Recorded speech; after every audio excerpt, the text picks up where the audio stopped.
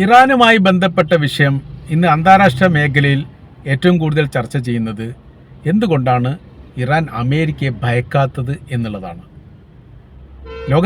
ലോകത്താകമാനമുള്ള രാജ്യങ്ങളിലെ ഏകദേശം 50% രാജ്യങ്ങളും അമേരിക്കയുടെ നയത്തെയും നിലപാടിനെയും ഭയപ്പെട്ടുകൊണ്ട് ജീവിക്കുന്നവരാണ്. അത് ഒരുപാട് ചില കാര്യങ്ങൾ മാത്രമാണ് യഥാർത്ഥത്തിൽ രാഷ്ട്രീയമായിട്ട് പുറത്തു വരാറുള്ളത്. മറ്റു പലതും ആഭ്യന്തരമായിട്ടാണ് അമേരിക്ക അത് നടത്താറുള്ളത്. ഭീഷണി സ്വരത്തിലോ ആഭ്യന്തര വിഷയം പറഞ്ഞിട്ടോ ഉപരോധം ഏർപ്പെടുത്തുമെന്ന് ഈ പ്രസ്താവന ഇറക്കിയിട്ടോ അങ്ങനെ പല രീതിയിലും അമേരിക്കയുടെ താല്പര്യങ്ങൾ ലോക രാജ്യങ്ങൾക്ക് മേൽ അടിച്ചേൽപ്പിക്കുന്നതിൽ എല്ലാ കാലത്തും അമേരിക്ക വിജയിക്കാറുണ്ട്. പ്രത്യേകിച്ച് മൂന്നാം ലോക രാജ്യവും ദരിദ്ര രാജ്യങ്ങളും. സമ്പന്ന രാജ്യങ്ങളെയും ശക്തിയുള്ള രാജ്യങ്ങളെയും ഏറെക്കുറെ അമേരിക്ക ഒഴിവാക്കാറുണ്ട്. കാരണം അറേബ്യൻ മേഖല കേന്ദ്രീകരിച്ചു കൊണ്ടുള്ള വിഷയങ്ങളിലെല്ലാം അമേരിക്കയുടെ നയത്തോടും നിലപാടിനോടും ചേർന്ന് നിൽക്കുന്നവരാണ് എന്നതിനാൽ അവിടെ വലിയ വിഷയങ്ങളും കാര്യങ്ങളും ഒന്നും ഉണ്ടാവാറില്ല. പക്ഷേ മൂന്നാം ലോക രാജ്യങ്ങളിലൊക്കെ അവർ കൃത്യമായ രീതിയിൽ അതവർ നടപ്പിലാക്കാറുണ്ട്, അതിലവർ വിജയിക്കാറുണ്ട്. ഈ അമേരിക്കയിൽ നടത്തിയ ആണവ ഭീകര സ്ഫോടനവുമായിട്ട് ബന്ധപ്പെട്ടുള്ള വിഷയത്തെക്കുറിച്ച് നമുക്കറിയാം. അതിനുശേഷം 10 തെമ്മാടി രാജ്യങ്ങളുടെ ലിസ്റ്റ് അമേരിക്ക പ്രസ്താവിച്ചിരുന്നു.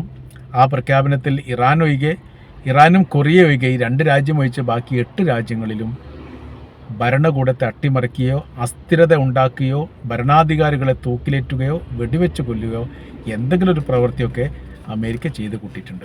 ഇപ്പോഴത്തെ ചർച്ച എന്ന് പറയുന്നത് എന്തുകൊണ്ട് അമേരിക്കയെ ഇറാൻ ഭയക്കുന്നില്ല, അല്ലെങ്കിൽ ട്രംപിൻ്റെ നിലപാടിനെ ഭയക്കുന്നില്ല എന്നുള്ളതാണ്. കഴിഞ്ഞ പ്രാവശ്യം ട്രംപ് ഭരണത്തിൽ വന്ന സമയത്ത് ഇറാൻ്റെ സൈനിക മേധാവിയെ വെടിവെച്ച് കൊന്ന അല്ലെങ്കിൽ സ്ഫോടനത്തിലൂടെ കൊലപ്പെടുത്തിയ വലിയ രീതിയിൽ ലോകത്തെ മുഴുവനും വലിയ അതിശയിപ്പിക്കുകയും ഞെട്ടിപ്പിക്കുകയും ചെയ്ത സംഭവമാണ് ബാഗ്ദാദ് എയർപോർട്ടിൽ അന്നുണ്ടായത്. ട്രംപ് ആയിരുന്നു ഭരണത്തിൽ. മാത്രമല്ല, ട്രംപ് അന്ന് സൈനികർക്ക് കൊടുത്ത നിർദ്ദേശം എന്ന് പറയുന്നത് ഈ ദുരന്തം നടത്തുന്നത് അല്ലെങ്കിൽ ഇദ്ദേഹത്തെ കൊലപ്പെടുത്തുന്ന രംഗം ലൈവായിട്ട് എനിക്ക് കാണണം എന്ന തരത്തിലാണ്. അങ്ങനെ നെറ്റ് ഉപയോഗിച്ചു കൊണ്ടാണ് ഈ ആക്രമണം നടത്തിയതും അതോടൊപ്പം തന്നെ ലൈവായിരിക്കുന്ന രീതിയിൽ അദ്ദേഹം അത് കാണുകയും ചെയ്തു എന്നുള്ളത് ഇറാനെ സംബന്ധിച്ചിടത്തോളം വലിയ രീതിയിൽ അവർക്ക് പ്രയാസമുണ്ടാക്കിയ കാര്യമാണ്. അതുകൊണ്ടാണ് തിരിച്ചത് ഉണ്ടായത്. അന്ന് ഇറാൻ്റെ പരമോന്നത നേതാവ് പറഞ്ഞൊരു കാര്യമുണ്ടായിരുന്നു. ഖാലിദ് സുലൈമാനി എന്ന ഞങ്ങളുടെ ഏറ്റവും വലിയ നേതാവ് സൈനിക മേഖലയിലും അതോടൊപ്പം തന്നെ ഇറാൻ്റെ പ്രസിഡന്റ് സ്ഥാനത്തേക്കും വരാൻ മാത്രം കഴിവും യോഗ്യതയും അറിവുമുള്ള വ്യക്തിയെ അമേരിക്ക കൊലപ്പെടുത്തി എന്നുള്ളത് നിസ്സാരമായിരിക്കുന്ന കാര്യമൊന്നുമല്ല. തീർച്ചയായിട്ടും ഞങ്ങൾ അവർക്കെതിരെ യുദ്ധം നടത്തുക തന്നെ ചെയ്യും എന്നൊരു പ്രസ്താവനയാണ് ഉണ്ടായത്. അതോടനുബന്ധിച്ച് തന്നെ യുദ്ധം നടക്കുകയും ചെയ്തു. ബാഗ്ദാദിലുള്ള അമേരിക്കയുടെ സൈനിക താവളത്തെ കേന്ദ്രീകരിച്ചുകൊണ്ട് 61 തവണയാണ് ഇറാൻ മിസൈൽ വിക്ഷേപിച്ചത്. വലിയ നഷ്ടങ്ങളും ഉണ്ടായി എന്ന് മാത്രമല്ല, ആ മേഖലയിൽ നിന്ന് പിന്നീട് ഒരിക്കലും ഇറാനെതിരെ അമേരിക്ക ഒരു വെടിവെപ്പ് പോലും നടത്തിയിട്ടില്ല എന്നുള്ളത് ചരിത്രം. ഇപ്പോൾ നമ്മൾ നോക്കുന്ന സമയത്ത് അമേരിക്കയുടെ നയങ്ങളും നിലപാടുകളും മറ്റൊരു രാജ്യത്തിൻ്റെ മേൽ അടിച്ചേൽപ്പിക്കാനുള്ള താല്പര്യങ്ങൾ അവർക്കുണ്ടായിടത്തോളം കാലം ആ രാജ്യം അതിന് വിധേയമായിട്ടുണ്ട് എന്നുള്ളത് യാഥാർത്ഥ്യമാണ്.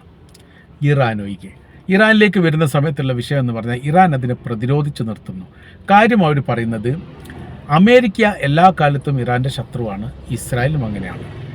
ഇറാനിൽ ഉണ്ടാക്കപ്പെടുന്ന ആയുധങ്ങളും മിസൈലുകളും ഡ്രോണുകളും മറ്റ് സംവിധാനങ്ങളുമെല്ലാം ഇസ്രായേലിനെയും അമേരിക്കയും ലക്ഷ്യം വെച്ചുകൊണ്ട് മാത്രമാണ്.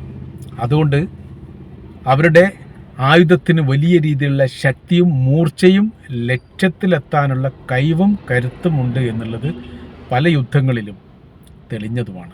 ഇപ്പോഴത്തെ സാഹചര്യം ഈ വിജിലൻസ് വിഭാഗങ്ങൾ അമേരിക്കയ്ക്ക് ഒരു റിപ്പോർട്ട് കൊടുത്തിട്ടുണ്ട്. ഇൻ്റലിജൻസ് വിഭാഗം ഒരു റിപ്പോർട്ട് കൊടുത്തിട്ടുണ്ട്. ആ റിപ്പോർട്ടിനകത്ത് ഇങ്ങനെ പറയുന്നു, ഇറാനെതിരെയുള്ള അമേരിക്കയുടെ ഉപരോധം അതങ്ങനെ തുടർന്നു പോരുന്നത് സൈനികപരമായ രീതിയിൽ ഇറാനെ ശക്തി ഉണ്ടാക്കുക എന്നല്ലാതെ ശക്തി ക്ഷയിപ്പിക്കാൻ വേണ്ടി സാധിക്കുകയില്ല.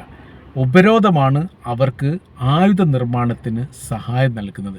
കാര്യം എന്ന് പറയുന്നത്, ഉപരോധം ഉണ്ടായിക്കഴിഞ്ഞാൽ പിന്നെ ഈ രാജ്യവുമായിട്ട് ബന്ധപ്പെട്ട വിഷയത്തിൽ ആരും അങ്ങനെ കാര്യമായിട്ട് ഇടപെടുന്നില്ല. അത് അവരുടെ വിഷയമായിട്ട് ആഭ്യന്തര പ്രശ്നമായിട്ട് ഒതുങ്ങും. നേരെ മറിച്ച് പരസ്പര ഉപരോധമില്ലാത്ത രീതിയിൽ ബന്ധങ്ങളുണ്ടെങ്കിൽ, പ്രത്യേകിച്ച് നയതന്ത്ര ബന്ധങ്ങളൊക്കെ ഉണ്ടെങ്കിൽ അവിടെ നടക്കുന്ന സംഭവത്തെക്കുറിച്ചൊക്കെ സമാധാനപരമായി തന്നെ ചോദിക്കാൻ വേണ്ടി പറ്റും. ഇപ്പോൾ അമേരിക്ക അതിന് സാധിക്കുന്നില്ല. അപ്പോൾ ഉപരോധമായതുകൊണ്ട് അവരെന്ത് ചെയ്തു? പ്രതിരോധ രംഗം സജീവമാക്കി, ആയുധരംഗം സജീവമാക്കി, ആണവായുധവുമായിട്ട് ബന്ധപ്പെട്ട കാര്യത്തിന് വലിയ രീതിയിൽ ചർച്ചകൾ നടത്തുകയും അത് ഏറെക്കുറെ ലക്ഷ്യത്തിലെത്തിക്കാൻ വേണ്ടി അവർക്ക് സാധിക്കുകയും ചെയ്തു. ഈ ഒരു ധൈര്യം അവർക്കുണ്ട്. മാത്രവുമല്ല, ഇത് വീണ്ടും വീണ്ടും പുനഃക്രമീകരണം നടത്തിക്കൊണ്ട് ശക്തി വർദ്ധിപ്പിച്ചുകൊണ്ടേയിരിക്കുന്നു.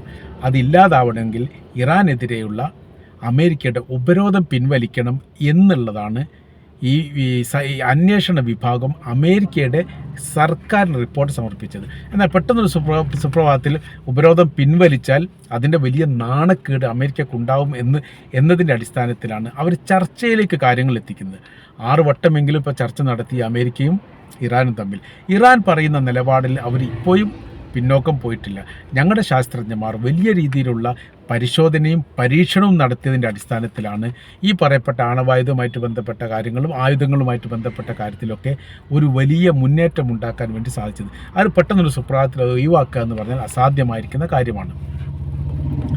അതുകൊണ്ട് ഞങ്ങളുടെ നയങ്ങൾ, ഞങ്ങളുടെ നിലപാടുകൾ, ഞങ്ങളുടെ സമീപനങ്ങൾ മാറ്റം വരുത്താൻ സാധിക്കാത്തതാണ് എന്ന് ഇറാൻ ആവർത്തിച്ച് പറഞ്ഞുകൊണ്ടേയിരുന്നു. 3 പ്രാവശ്യമെങ്കിലും ഒമാനിൽ വെച്ചിട്ട് നടന്നിട്ടുണ്ട്, 2 പ്രാവശ്യങ്ങൾ ഇറ്റലിയിൽ വെച്ച് നടന്നിട്ടുണ്ട്, വീണ്ടും ഒമാനിൽ വെച്ച് നടന്നിട്ടുണ്ട്. 6ാമത്തെ തവണയെക്കുറിച്ചുള്ള ഒരു വ്യക്തമായിരിക്കുന്ന റിപ്പോർട്ടൊന്നും പുറത്ത് വന്നിട്ടില്ല.